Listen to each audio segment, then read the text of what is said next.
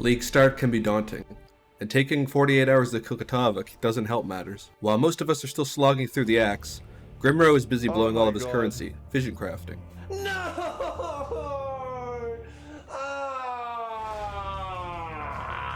As easy as it is to be distracted by an RNG car wreck, an optimized League start is exactly what you need to keep you on track and working towards your personal goals in game. Let's get started.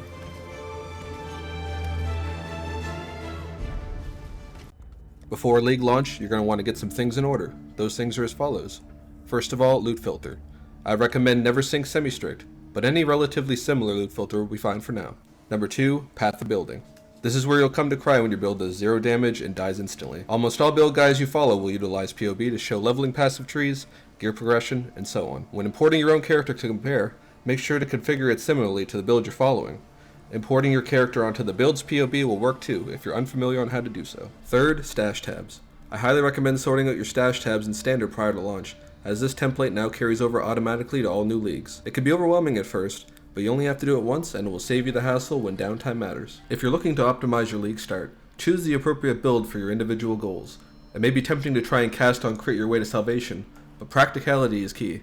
Whether it's speed mapping, bossing, or a mix of the two, your league start build is the first step towards success. If you're concerned that a build you have your eye on may be popular and thus expensive, consider choosing a past build that's been left untouched in the patch notes to minimize potentially being priced out of the build initially.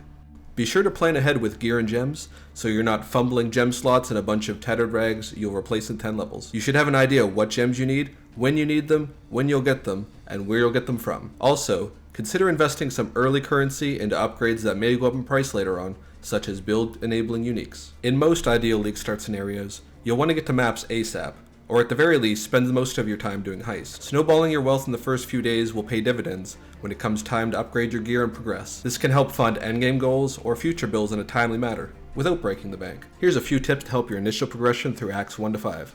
Vendors refresh every level up. Check for potential upgrades and movement speed boots.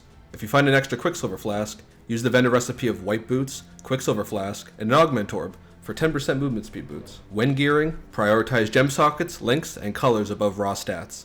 Armor, evasion, and energy bases are more likely to roll red, green, and blue sockets respectively. Make sure you have the sockets and links available as you progress when you need them. Focus on the quests that progress the campaign, or reward you passive skill points. The optional quests only serve to slow you down, and are minimally rewarding. If you're unsure which quests reward passives, refer to the PoE wiki. Finally, if you're a newer player, or are behind in levels or progression for whatever reason, consider running Act 4 Dried Lake or Act 5 Chamber of Innocence a few times to catch up. Spending your time efficiently is important.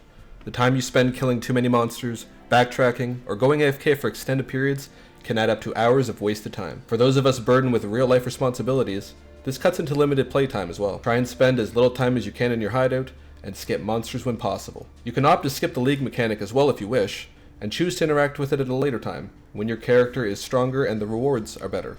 Near the end of the campaign, you'll have some options in how you want to make your initial currency for your build. One option is heisting, where you buy and stockpile generic reward contracts from level 61 to 67 and run them before you beat Katava and finish the campaign. These contracts generally give currency rewards, much more than you'll typically find in early maps. This method can be scaled infinitely through a method called infinite heisting. I'll link a video in the description for those interested in this method.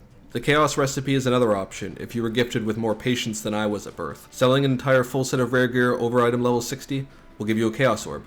Personally, I dump all my rares into a 2 Chaos dump tab because I'm lazy. But I will link a tool called Chaos Recipe Enhancer for those interested in easy early game chaos. Others prefer to roll right into maps and make their money that way, which is also a viable option. Depending on your build and experience, however, you may hit a wall early on in Atlas progression.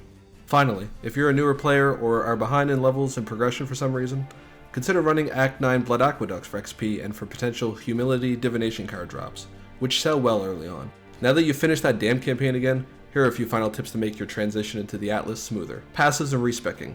You'll occasionally miss one or two of these due to laziness in the moment and forgetting to go back for them. Typing /passives after killing Katava will show you a list of incomplete quests that reward skill points you may have missed. You also may have specced into some random notables on the tree during leveling, as I often do. Use the respec points in the campaign to your advantage and sort your tree up before maps. Early Atlas progression and maximizing the returns on your first few tiers is essential. You'll want to invest into early map nodes from Kurak, as well as roll your maps as difficult as you're able to do comfortably. I'd recommend against running magic maps initially, and instead using alchemy orbs right from tier 1, with binding orbs being an alternative to save on the alchemy orb cost starting out. If you find yourself with an excess of low tier maps and run out of higher ones, the 3-to-1 recipe can help you move up a tier. When in doubt, dump tab it.